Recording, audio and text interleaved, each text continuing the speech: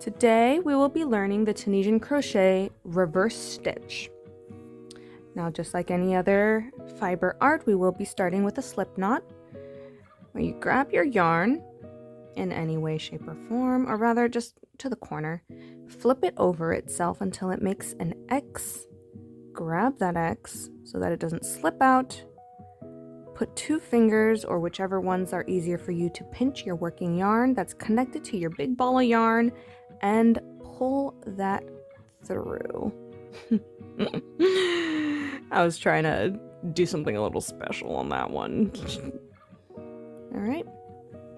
Today I am using a 10mm crochet, Tunisian crochet hook, which is this long hook. This is my preference for making tutorials just because larger stitches are easy to see. We tighten that up by pulling that working yarn, and we can now chain our 9, which you do by you take this and you hook it into, you grab it through that hook basically, and you pull it through the loop. Again, you grab that working yarn with the hook and you pull it through the loop, and that is your 2 chains.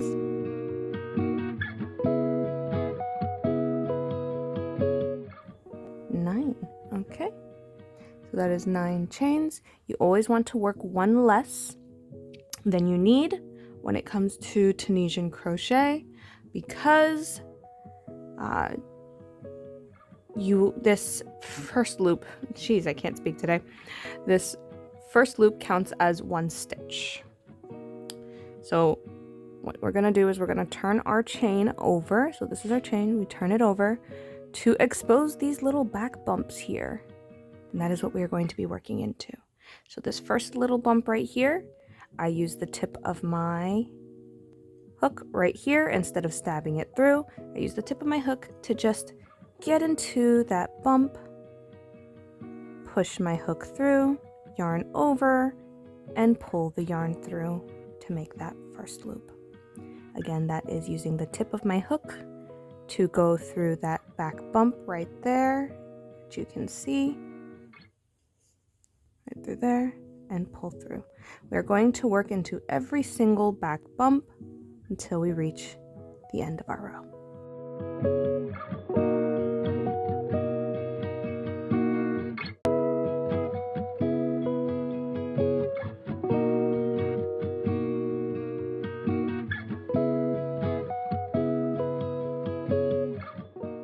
Okay, so then once all of those loops are on your hook, you can count them: 1, 2, 3, 4, 5, 6, 7, 8, 9, 10. So that's 10 stitches on the hook, and we made 9 chains.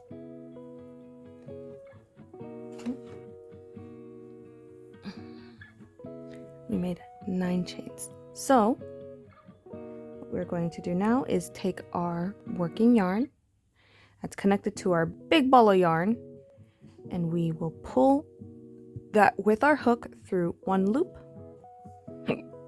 and then we will pull it through 2 loops, and we will continue that all the way down till we have 1 loop left.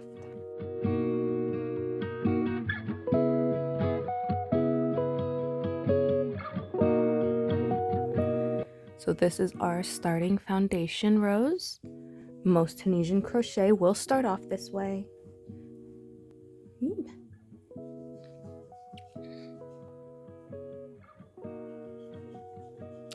So this is our foundation row. Most Tunisian crochet will start this way. Our first loop right here counts as 1 stitch. So we will be skipping this loop right here because that counts as our first stitch. Now for this reverse Tunisian crochet, what we're going to have to do is into the next loop, you see this loop right here, we're gonna have to work into the back of that loop. So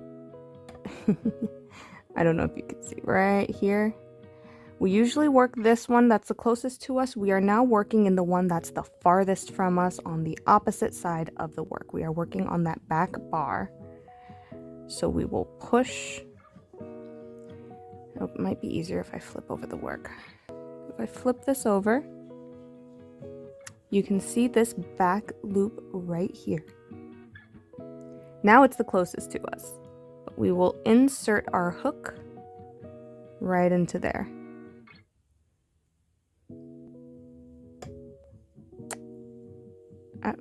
Make sure your yarn is behind your hook, not in front of your hook. Behind your hook when you insert that hook. It is a difficult stitch to get the hang of at first, but once you do have the hang of it, it does become easier. So this is that first stitch right here.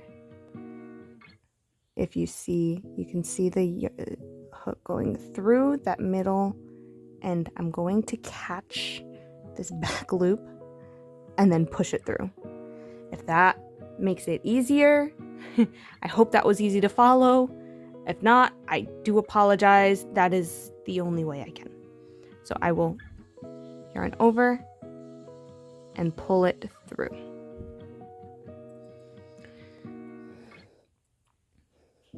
So if you go insert this hook into this space right here,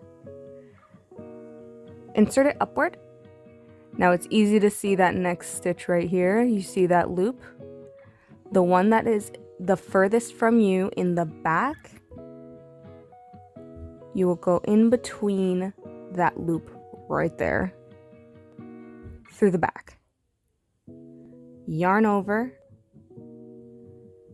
and pull through. And that is your next stitch. You will do that for the rest of the row.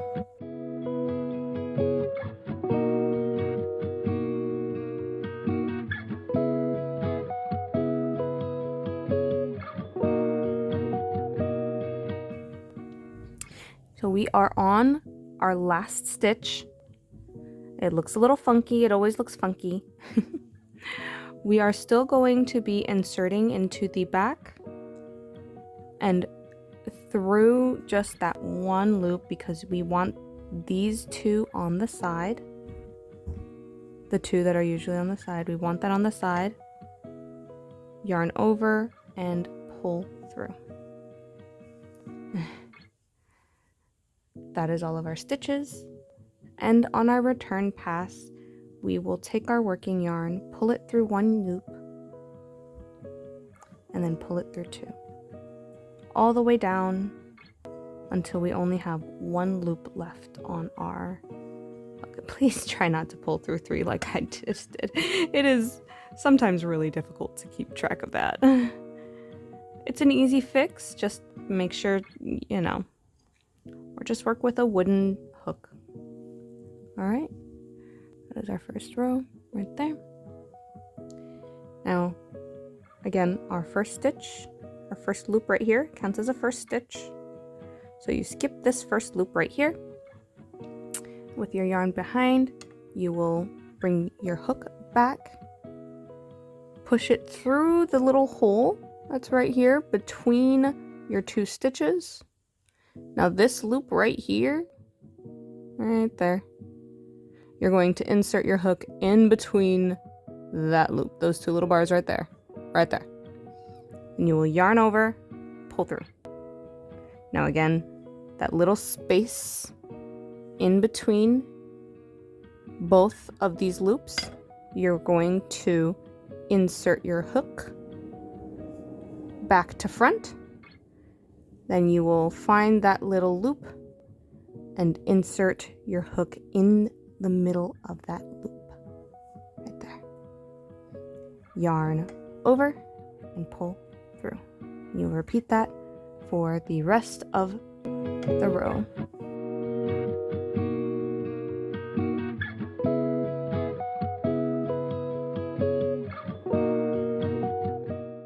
Now on our last stitch, we are still going to work just that one loop that is in the back. So these two, that loop right there, again, insert into the space, find the loop, which will be right there, and insert it into that. So you will have those two little lines right there, yarn over, and pull it through.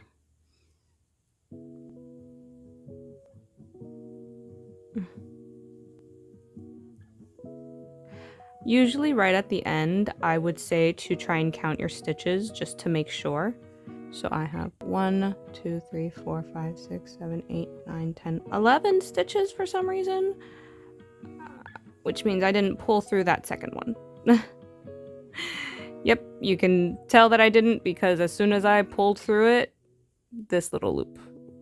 Yes, so there is. I'm gonna recount again. 1, 2, 1, 2, 3, 4, 5, 6, 7, 8, 9, 10. Okay.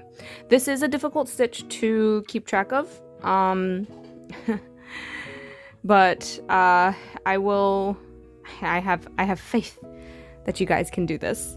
I'm going to work a few more stitches just so that you can see how it looks and then see if it's worth it or not for you guys. All right, so I did not do as many rows as I had wanted to, just to show this. It is a very difficult stitch to accomplish. It is gorgeous. It really is. It does give a little bit of a star pattern. If you use a smaller sized hook, again, I'm using a larger one just so that the stitches are easy to see, this will become tighter and you can see an actual kind of like asterisk pattern forming. It is very gorgeous. It is very difficult to keep up with, especially at the end here. You can just do a regular kind of like, instead of going from behind, just go from the front here and like pull through just so that this side and this side are even. And I know I'm saying that it probably doesn't make any sense, but I may do that at another time. But currently I'm a little fatigued from this pattern. Not gonna lie. It is pretty, it is gorgeous. Do tread with caution. I would say that this is a little more on the intermediate side than beginners. But it is a gorgeous stitch. I do like this stitch. Will I ever use it to make anything? Probably not. But if anybody else does, you know what? Tag what should I call it? What should I call this? You know what? Just tag Netany. Like at Netany. I would love to see if anybody makes something with this stitch. If anybody makes anything with this stitch, because it's so gorgeous. And you will earn my honest respect. I will comment a salute emoji for you, because you have definitely earned respect. So anybody wants to do that, that would be great. And happy crafting.